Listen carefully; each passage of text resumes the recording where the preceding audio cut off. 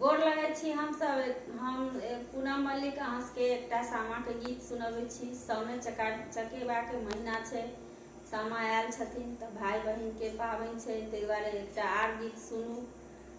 लिया। आइ हम अहाँ सबके अपन भाई बहिन के गीत सुनबै छी।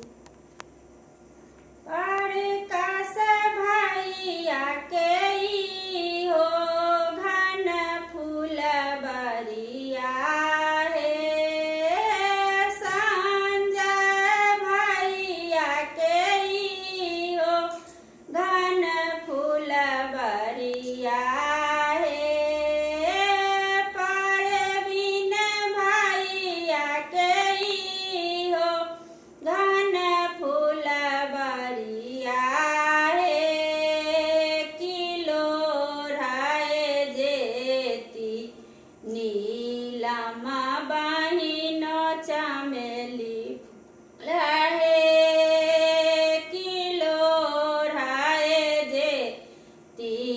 पूनम बहिन चमेली फूल हे, फूल बाल रहते बहिनिया गेल घामिली हे, कि घामिली गेल सिरा के सिंदूर बाहे, कि घामिली गेल नायना कजर बाहे, छत बने न दौड़ल अबथिन से प्रकाश भैया हे, छत बने न दौड़ल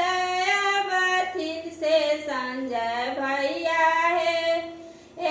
कि बैसु हे बहिनो ई हो जुरी छारी हे, कि बैसु हे नीरा बहिन ई हो जुरी छारी हे, पनिया ने दौड़ल अबथिन से प्रभा भाभी हे, पनिया ने दौड़ल अबथिन से ममता भाभी हे,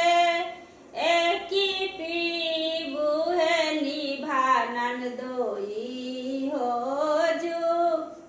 जुरी पानी हे, रूबी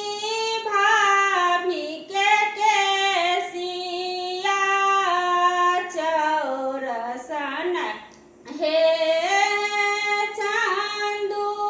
भाभी के केसिया चौरसन हे, कि ओ हीरे के से गा